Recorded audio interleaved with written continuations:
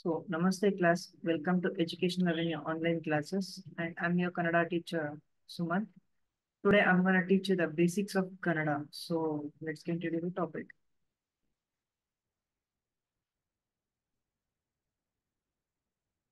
So Kannada ವರ್ಣಮಾಲಾ ಅಕ್ಷರ. ಈ ಕನ್ನಡ ವರ್ಣಮಾಲಾ ಅಕ್ಷರ ಏನೆಂದರೆ, ಈಗ ಯಾವ ತರ ನೀವು ಇಂಗ್ಲಿಷ್ ನಲ್ಲಿ ABCD ಇದೆಯೋ ಆಲ್ಫಾಬೆಟ್ಸ್, ಸೊ ಅದೇ ತರ ಕನ್ನಡದಲ್ಲೂ ಆಲ್ಫಾಬೆಟ್ಸ್ ಇದೆ. ಸೊ ಅದನ್ನ ನಾವೇನಂತ ಕರಿತೀವಿ, ಕನ್ನಡ ವರ್ಣಮಾಲಾ ಅಂತ ಕರಿತೀವಿ. ಸೊ ಈಗ ನಾವು ಕನ್ನಡ ವರ್ಣಮಾಲಾ ಓದೋದಾದ್ರೆ ಯಾವ ತರ ಓದ್ತೀವಿ?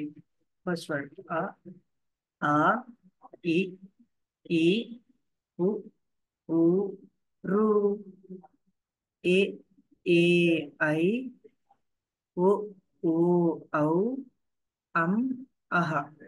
ನೆಕ್ಸ್ಟ್ ಕ ಖ ಗ ಘ ಜ್ಞ ಚ ಛ ಜ ಝ ಜ್ಞ ಟ ಟ ಡ ಢ ಣ ಥ ಥ ಧ ಧ ನ ಪ ಪ ಭ ಭ ಮ ಯ ರ ಲ ವ ಶೆ ಶ ಸ ಹ ಳ. ಸೊ ಇವೆಲ್ಲ ಏನು ಕನ್ನಡ ವರ್ಣಮಾಲೆ. ಸೊ ಇದು first step actually Kannada basics ಅಲ್ಲಿ ಫಸ್ಟ್ ಟಾಪಿಕ್. ಸೊ ಕನ್ನಡ ವರ್ಣಮಾಲೆಯನ್ನ ಕಲ್ತ್ಕೊಂಡ್ರೆ ನೀವು ಆಲ್ಮೋಸ್ಟ್ 20% ಕಲ್ತಂಗೆ. ಸೊ ಕನ್ನಡ ವರ್ಣಮಾಲೆಯಲ್ಲಿ ಪಾರ್ಟ್ಸ್ ಗಳಿವೆ. ಆ ಪಾರ್ಟ್ಸ್ ಗಳು ಸ್ವರಗಳು, ವ್ಯಂಜನಗಳು, ಯೋಗವಾಹಗಳು. ಸೊ ಮೊದಲದಾಗಿ ಸ್ವರಗಳೆಂದ್ರೆ ಬೇರೊಂದು ಅಕ್ಷರದ ಸಹಾಯವಿಲ್ಲದೆ ಸ್ವತಂತ್ರವಾಗಿ ಉಚ್ಚರಿಸಲು ಬರುವ ವರ್ಣಮಾಲೆಯ ಮೊದಲ 13 ಅಕ್ಷರಗಳನ್ನು ಸ್ವರ ಎಂದು ಕರೆಯುತ್ತಾರೆ. ಅವು ಯಾವುದೆಂದರೆ ಅ ಆ ಇ ಈ ಉ ಊ ರು ಎ ಎ ಐ ಓ ಓ ಔ ಅಂ ಅಹ. ಸರಿನಾ? ಸೊ ಇದನ್ನ ನಾವೇನಂತ ಕರಿತೀವಿ, ಕನ್ನಡ ಸ್ವರಗಳೆಂದು ಕರಿತೀವಿ. ಸೊ ಇದರಲ್ಲಿ ಯೋಗವಾಹಗಳು ಅಂದರೆ ಬೇರೊಂದು ಅಕ್ಷರದ ಸಹಾಯದೊಂದಿಗೆ ಉಚ್ಚರಿಸಲ್ಪಡುವ ಅಕ್ಷರ ಅಥವಾ ವರ್ಣಮಾಲೆಗಳನ್ನು ಯೋಗವಾಹಗಳೆಂದು ಕರೆಯುತ್ತಾರೆ. ಸೊ ಈ ಯೋಗವಾಹಗಳೆಂದರೆ ಕನ್ನಡ ಸ್ವರಗಳ ಲಾಸ್ಟ್ 2 ಪದಗಳು ಅವೇ ಅಂ ಅಹ. ಸೊ ಈ ಯೋಗವಾಹಗಳಂದ್ರೆ ಬೇರೆ ಅಕ್ಷರದ ಸಹಾಯದೊಂದಿಗೆ ಉಚ್ಚರಿಸಲ್ಪಡುವ. ಸರಿನಾ? ಸೊ ಇವಾಗ ಒಂದ್ ಬೇರೆ ಅಕ್ಷರದ ಹೆಲ್ಪ್ ಇಂದ ನಾವು ಅದನ್ನ ಸ್ಪೆಲ್ ಮಾಡ್ತಿದ್ರೆ ಅದನ್ನ ನಾವು ಯೋಗವಾಹಗಳು ಅಂತ ಕರಿತೀವಿ. ಸೊ ನೆಕ್ಸ್ಟ್ ಹೋಗೋದಾದ್ರೆ ವ್ಯಂಜನಗಳು. ಬೇರೊಂದು ಅಕ್ಷರದ ಸಹಾಯವಿಲ್ಲದೆ ಸ್ವತಂತ್ರವಾಗಿ ಉಚ್ಚರಿಸಲು ಬಾರದ ವರ್ಣಮಾಲೆಯ 34 ಅಕ್ಷರಗಳನ್ನು ವ್ಯಂಜನವೆಂದು ಕರೆಯುತ್ತೇವೆ. ಸೊ ಈಗ ಕನ್ನಡ ವರ್ಣಮಾಲೆಯಲ್ಲಿ ವ್ಯಂಜನಗಳೆಂದ್ರೆ ಬೇರೊಂದು ಅಕ್ಷರದ ಸಹಾಯವಿಲ್ಲದೆ ಸ್ವತಂತ್ರವಾಗಿ ಉಚ್ಚರಿಸಲ್ಪಡುವ ಅಕ್ಷರಗಳನ್ನು ನಾವು ವ್ಯಂಜನಗಳೆಂದು ಕರೆಯುತ್ತೇವೆ. ಆ ವ್ಯಂಜನಗಳು ಏನೆಂದರೆ ಕ ಖ ಘ ಘ ಜ್ಞ ಚ ಛ ಜ ಝ ಜ್ಞ ಟ ಟ ಡ ಢ ಣ ಥ ಥ ಧ ಧ ನ ಪ ಪ ಭ ಭ ಮ ಯ ರ ಲ ವ ಶ ಶ ಸ ಹ ಳ. ಸೊ ಇದನ್ನ ನಾವೇನಂತ ಕರಿತೀವಿ, ವ್ಯಂಜನಗಳೆಂದು ಕರಿತೀವಿ. ಸೊ ಈಗ ಬರೋದಾದ್ರೆ ಕನ್ನಡ ವರ್ಣಮಾಲೆಯಲ್ಲಿ 3 ಪಾರ್ಟ್ ಈಗ ತಾನೇ ಹೇಳ್ಕೊಟ್ಟಿದೆ. ಅದ್ರಲ್ಲಿ ಏನು ಸ್ವರಗಳು, ವ್ಯಂಜನಗಳು ಮತ್ತೆ ಯೋಗವಾಹಗಳು. ಸೊ ಸ್ವರಗಳಂತ ನಾನು ಕೇಳಿದ್ರೆ ನೀವು ಆ ಟು ಅಹ ಅಂತ ಹೇಳ್ಬೇಕು. ಅದ್ರಲ್ಲಿ ಯೋಗವಾಹಗಳು ಯಾವ್ಯಾವು? ಅಂ ಅಹ. ಅದಾದ್ಮೇಲೆ ವ್ಯಂಜನಗಳು ಯಾವುವು? ಕ ಇಂದ ಳ ವರೆಗೆ. ಸೊ ಇದು ಕನ್ನಡ ವರ್ಣಮಾಲೆಯ ಭಾಗಗಳು. ಸೊ ಮುಂದೋಗೋದಾದ್ರೆ ಈ ಸೊ ಕೆಲವು ವರ್ಡ್ಸ್ ಗಳನ್ನ ಓದೋಣ ಕನ್ನಡ ವರ್ಣಮಾಲೆಯನ್ನ ಯೂಸ್ ಮಾಡ್ತಾರೆ. ಸೊ ಮೊದಲನೇ ವರ್ಡ್ ಏನಂತ ಇದೆ? ಅರಸ, ಅರಸ. ಸೊ ಅರಸ ಅಂದ್ರೇನು? ಕಿಂಗ್ ಅಂತ. ಸೊ ನೆಕ್ಸ್ಟ್ ವರ್ಡ್ ಏನು? ಮರ, ಮರ ಅಂದ್ರೆ ಟ್ರೀ. ಸೊ ಥರ್ಡ್ ವರ್ಡ್ ಏನಿದೆ? ಊಟ, ಊಟ ಅಂದ್ರೆ ಲಂಚ್, ಮಧ್ಯಾಹ್ನದ ಲಂಚ್ ನ ನಾವು ಕನ್ನಡದಲ್ಲಿ ಊಟ ಅಂತ ಕರೀತೇವೆ. ಸೊ ನೆಕ್ಸ್ಟ್ ಇಲ್ಲ ಅಂದ್ರೆ ನೋ, ಏನು ಅಂದ್ರೆ ವಾಟ್. ಸೊ ಈಗ ನಾವು ಲಾಸ್ಟ್ 2 ಅಕ್ಷರಗಳು ನೋಡ್ತಿರ್ಬೋದು. ಸರ್ ಏನೋ ಒಂದು ಎಕ್ಸ್ಟ್ರಾ ಇದೆ ನಂಗೆ ಅರ್ಥ ಆಗ್ತಿಲ್ಲ ಏನದು ಅಂತ. ಸೊ ಅದನ್ನ ಏನಂತ ಕರಿತೀವಿ ನಾವು? ಅದನ್ನ ಕಾಗುಣಿತ ಅಂತ ಕರಿತೀವಿ. ಸೊ ಈ ಕಾಗುಣಿತ ಅಂದ್ರೆ ಕನ್ನಡದ ಸಂಖ್ಯೆಗಳನ್ನು ಗುಣಿಸುವ ವಿಧಾನವನ್ನು ಕಾಗುಣಿತ ಎನ್ನುತ್ತಾರೆ. ಸೊ ಈಗ ಯಾವ ತರ ಈ ಸ್ವರಗಳು ಮತ್ತೆ ವ್ಯಂಜನಗಳನ್ನ ಮಲ್ಟಿಪ್ಲೈ ಮಾಡಿ ಅಥವಾ ಗುಣಿಸುತ್ತಾ ಒಂದು ಶಬ್ದ ಬರುತ್ತೋ ಅಥವಾ ಒಂದು ವರ್ಡ್ ಬರುತ್ತೋ ಅದನ್ನ ನಾವು ಕಾಗುಣಿತ ಅಂತ ಕರಿತೀವಿ. ಸೊ ಒಂದು ಎಕ್ಸಾಂಪಲ್ ಕ ತಗೊಳ್ಳೋಣ. ಈ ಕಾಗುಣಿತ ಅನ್ನೋದು ಪ್ರತಿಯೊಂದು ವರ್ಡ್ಗೂ ಇದೆ. ಬರೆಯೋದು ವ್ಯಂಜನಗಳಿಗೆ ಮಾತ್ರ ಕ ಇಂದ ಳವರೆಗೂ, ಸರಿನಾ? ಸೊ ಈಗ ಕಾಗುಣಿತ ಯಾವ ತರ ಬರೆಯೋದಾದ್ರೆ, ಈ ವ್ಯಂಜನ ಮತ್ತೆ ಸ್ವರನ ಗುಣಿಸುತ್ತಾ ಅಥವಾ ಮಲ್ಟಿಪ್ಲೈ ಮಾಡ್ತಾ ಬರೆಯೋದನ್ನೇ ನಾವು ಕಾಗುಣಿತ ಅಂತ ಕರಿತೀವಿ.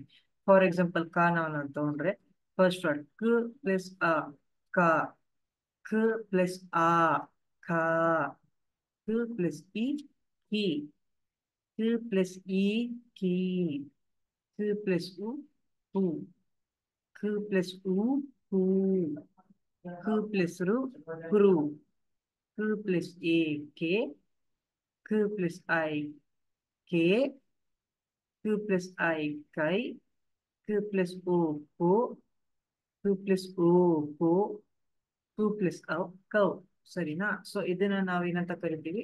ವ್ಯಂಜನಗಳಂತ ಕರಿತೀವಿ. ಸೊ ಮತ್ತೆ ಬರೋದಾದ್ರೆ ಕ ಖ ಕಿ ಖಿ ಕು ಕು ಕ್ರು ಖೆ ಖೆ ಕೈ ಖೋ ಖೋ ಕೌ ಕಂ ಕ.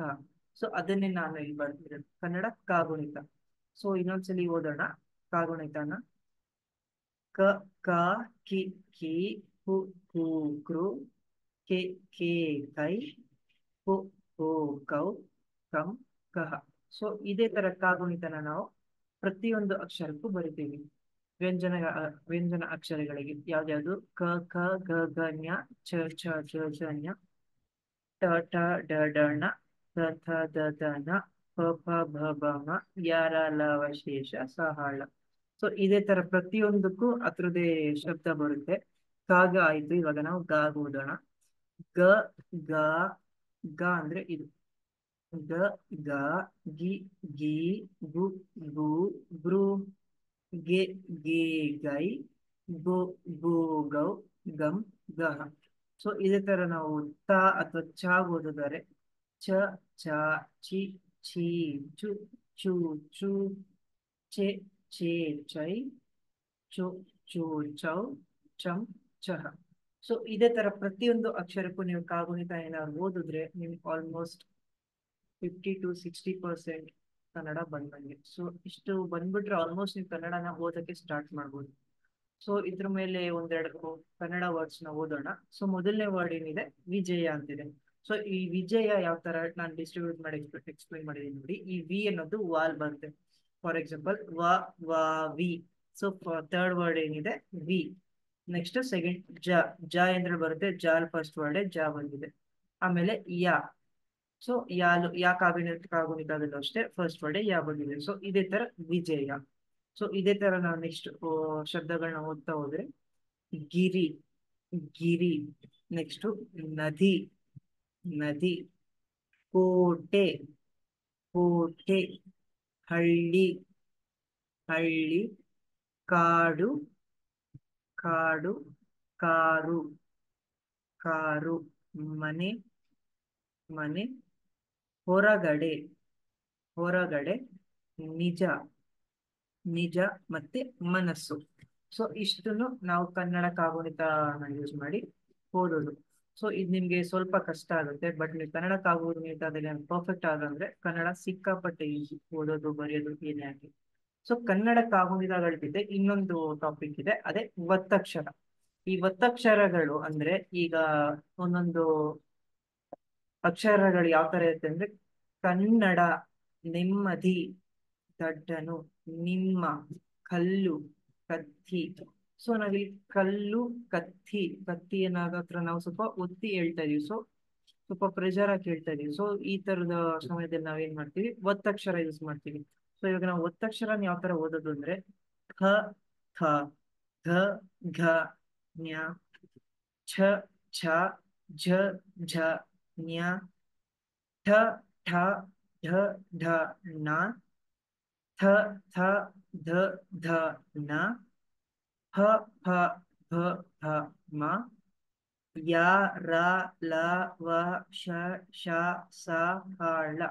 ಸೊ ಪ್ರತಿಯೊಂದು ನೀವು ಒತ್ತಕ್ಷರ ಏನಾದ್ರು ಓದ್ಕೊಂಡ್ರು ನಿಮ್ಗೆ ಆಲ್ಮೋಸ್ಟ್ 80% ಕನ್ನಡ ಬಂದಂಗೆ. ಇನ್ 20% ಏನಾದ್ರು ನಿಮ್ ಪ್ರಾಕ್ಟೀಸ್ ಮೇಲೆ ಡಿಪೆಂಡ್ ಆಗುತ್ತೆ. ಸೊ ಈ ಒತ್ತಕ್ಷರ ಯೂಸ್ ಮಾಡ್ಕೊಂಡು ಒಂದೆರಡು ವರ್ಡ್ಗಳು ಓದೋದಾದ್ರೆ ಕನ್ನಡ ಕನ್ನಡ. ಅಕಸ್ಮಾತ್ ಇಲ್ಲಿ ಒತ್ತಕ್ಷರ ನಾವತ್ತು ಇರ್ಲಿಲ್ಲ ಅಂದ್ರೆ ಅದನ್ನ ನಾವು ಕನ್ನಡ ಅಂತ ಓದ್ತಿದ್ವಿ, ಕನ್ನಡ ಅಲ್ಲ. ಸೊ ಇದೇ ತರ ನೀವು ಪ್ರತಿಯೊಂದು ವರ್ಡ್ಗೂ ಅದ್ರದ್ದೇ ಆದ ಒತ್ತಕ್ಷರ ಇದೆ. ಸೊ ಸೆಕೆಂಡ್ ವರ್ಡ್ ನೆಮ್ಮದಿ, ನೆಮ್ಮದಿ, ದಡನು, ದಡನು, ನಿಮ್ಮ, ನಿಮ್ಮ, ಕಲ್ಲು, ಕಲ್ಲು, ಕತ್ತಿ, ಕತ್ತಿ. ಸೊ ಇದೇ ತರ ಪ್ರತಿಯೊಂದು ವರ್ಡ್ಸ್ ನೀವು ಯೂಸ್ ಮಾಡ್ಕೊಂಡು ಬರೆದ್ರೆ ಕನ್ನಡ ಒತ್ತಕ್ಷರನು ಕಲ್ಪನೆ ಆಗುತ್ತೆ. ಸೊ ಇಷ್ಟು ನೀವು ನಾನು ಇಷ್ಟೊತ್ತು ಏನೇನು ಹೇಳ್ಕೊಟ್ಟೆ, ಕನ್ನಡ ವರ್ಣಮಾಲೆ, ಕನ್ನಡ ಕಾಗುಣಿತ, ಕನ್ನಡ ಒತ್ತಕ್ಷರಗಳು. ಸೊ ಈ ಮೂರನ್ನು ನೀವೇನಾದ್ರು ಕಲ್ತ್ರಿ ಅಂದ್ರೆ ನೀವು ಕನ್ನಡ 100% ನೀವು ಓದ್ಲೂಬಹುದು, ಬರೀಲೂಬಹುದು. ಕನ್ನಡ ನಿಮ್ಗೆ ಸಿಕ್ಕಾಪಟ್ಟೆ ಈಸಿ ಆಗುತ್ತೆ. ಏನಿಲ್ಲ, ನಾನು ಇಷ್ಟೊತ್ತು ನೀವು ನಿಮ್ಗೆ ಹೇಳ್ಕೊಟ್ಟಿದ್ದೀರ, ನೀವೇನಾದ್ರು ಕಲ್ತ್ರಿ ಅಂದ್ರೆ ಕನ್ನಡನ ಆರಾಮಾಗಿ ಬರೀಬಹುದು, ಓದ್ಬೋದು. ಸರಿನಾ? Thank you. ನಿಮ್ಗೇನಾದ್ರು ಡೌಟ್ ಇದ್ರೆ ದಯವಿಟ್ಟು ಕಮೆಂಟ್ ಸೆಕ್ಷನ್ ಅಲ್ಲಿ ಕಮೆಂಟ್ ಮಾಡಿ, ನಾನು ಅದನ್ನು ಸಾಲ್ವ್ ಮಾಡ್ತೀನಿ ಅಥವಾ ಅನದರ್ ವಿಡಿಯೋ ಮಾಡ್ತೀನಿ ಆ ಟಾಪಿಕ್ ಮೇಲೆ. Thank you.